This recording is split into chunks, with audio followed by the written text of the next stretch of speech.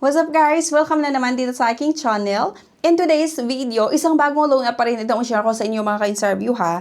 At pwede kayong makautang dito hanggang 30,000 pesos. Napakabilis din yung pag-process nila ng ating loan application kaya sana mapanood nyo yung buong video.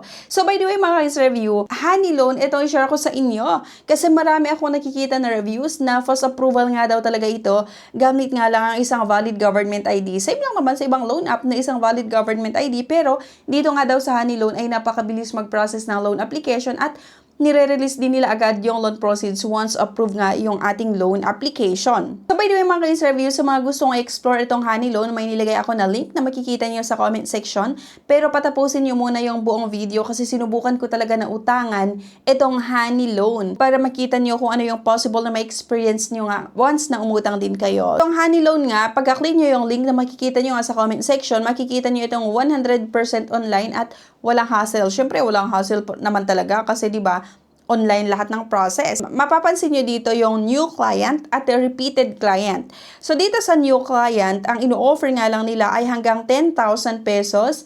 Pero kapag repeat borrowers nga kayo, pwede kayong makahiram dito hanggang 30,000 pesos. So ayan nga dito tayo sa new client kasi ngayon lang natin subukan na umutang dito. At kung mapapansin nyo dyan sa baba niya, may nakalagay na GCash, Maya at yung via bank daw yung disbursement channel. Request 30,000 or request 10,000 pesos. Pero bago yun mga ka-interview, merong mga details itong Honey Loan. Dito, pwede nyong i-check sa list of recorded online lending platforms sa Securities and Exchange Commission itong Honey Loan kung registered ba sila. Please study the terms and condition.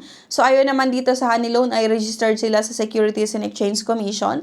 Kailangan daw nating basahin yung mga terms and condition, privacy policy and disclosure statement before proceeding with the loan transaction. Meron silang SEC number at Certificate of Authority number 3472.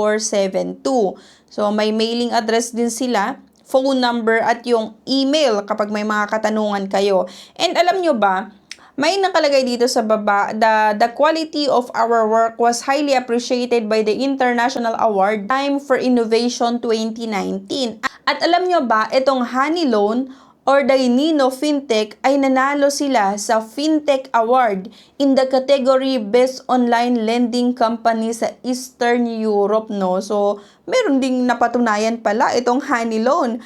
Pero dito kaya sa Pilipinas, okay kaya magpautang. From the International Wealth and Finance Magazine daw. I-check natin kung okay ba talaga. Ayun nga mga ka-interview, hanggang 30,000 pesos yung loan amount kapag repeat borrowers nga kayo. Pero kapag first time natin na umutang hanggang 10,000 pesos lang, 100% online. At available naman din itong Honey Loan 24/7. Anytime pwede kayong mag-apply.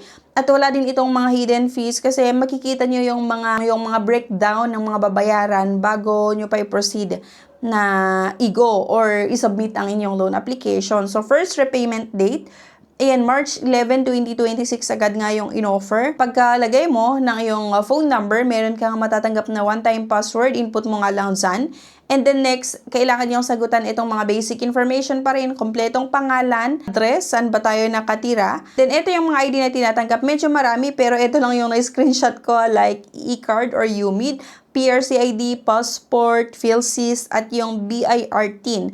Kailangan yung masagutan itong employment and social status at yung contact person or personal references nga. Employment and social status like occupation, your total monthly income, marital status at education, and select your preferred method. So dito, pwede pa rin bank or e-wallets and then GCash nga na naman yung pinili ko. At eto mga ka-interview, nakakaloka, napakabilis nga talaga mag-process ng loan application itong Honey Loan. Kasi pagka-submit ko ng aking loan application, abay may lumabas na ganyan. Sorry, we currently have no offers for you. Please come back and try again in 30 days. No, nakakaloka naman itong Honey Loan.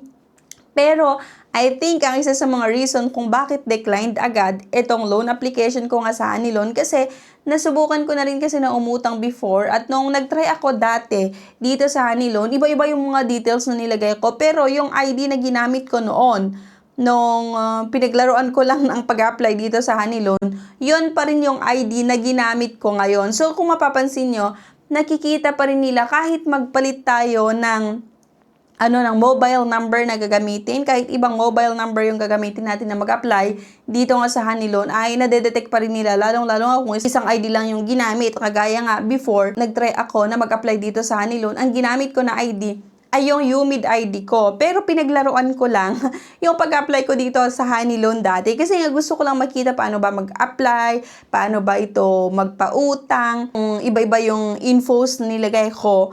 Tapos ngayon, nag-try ako na umutang na medyo inayos ko naman yung pag-apply dito. At in-upload ko nga yung isang valid government ID ko, yung UMID ID ko talaga mismo. Pero ayun nga mga ka-interview, baka na-detect nila yung pag-apply ko dati. Tapos ngayon, kaya auto-declined na rin yung loan application ko. Pagka-submit ko, eto nga yung lumabas. Sorry daw, wala silang offer sa akin na loan. Pwede daw akong makapag-apply sa kanila. 30 days pa, no? Ang tagal. Yung ibang loan app kasi ay 10 days, 15 days, pwede nang makapag-re-apply sa kanila or mag-try mag-apply. Pero etong Honey Loan hanggang 30 days daw. Explore other loan option. So, dito naman sa Honey Loan, once na na-declined yung loan application mo, meron silang i-recommend na ibang loan app na mabilis din mag-process ng loan application. So, pagka-click natin ng Get the Loan Offer, makikita mo yung iba't ibang mga loan apps na kung saan partner nga itong Honey Loans. Like, meron silang Finbro. Makikita nyo yung Finbro, Cash Express nga, Peso Ready, Online Loan Pilipinas, Moneycat, ayan.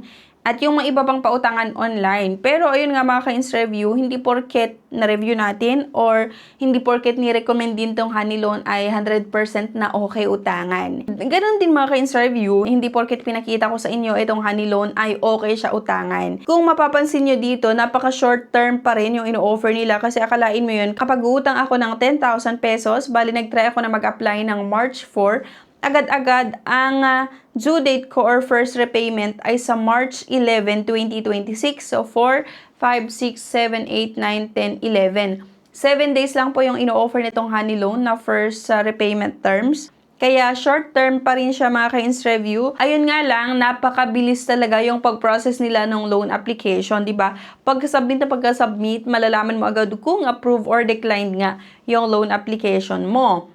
Kasi nga sa akin declined agad-agad pagka-submit ko. So ayun lang siguro yung nakita ko na hindi natin kailangan na mag-antay ng 10 minutes, ng 15 minutes para malaman yung status ng loan application kasi pagka-submit ay nandun agad, makikita mo agad approve or declined, okay? Once na na-declined yung loan application nyo dito sa Honey Loan, meron pa silang ibang mga loan apps na i-recommend na pwede nyo masubukan din na utangan. Sana talaga mga ka-interview natapos na tayo sa era na pag-utang ng iba't ibang mga loan app. Maghanap na lang din kayo ng mga legit like yung mga bank loans. Kung meron ka namang credit cards or meron kang mga requirements na i-submit, pwede mong subukan na umutang sa bangko. Like yung mga bank loans nila na 100% online din yung pag-apply. Kagaya ng Union Bank, pwede ka ring umutang online, 100% online yung pag-apply. So if in case na interested ka na mag-try nga sa Union Bank, ilalagay ko na lang din yung link sa comment section. And so anyway guys, sana makatulong yung video na to. Itong Honey Loan nga ay napakabilis talaga yung pag-process nila ng loan application. Pagka-submit mo, makikita mo agad if declined or approved. 7 days pa rin yung first term na yung offer nila. Nasa sa inyo pa rin talaga yung desisyon kung utangan nyo ito or hindi. Wala akong kinalaman sa anumang desisyon na gagawin nyo. So by the way, ang sa akin nga lang ay gumagawa ng review sa iba't ibang mga loan apps. So ayan guys, thank you for watching. Please don't forget nga to like, share, and subscribe para maging updated ka sa mga susunod na videos na ipapalabas natin dito sa aking channel. See you sa aking next video. Bye!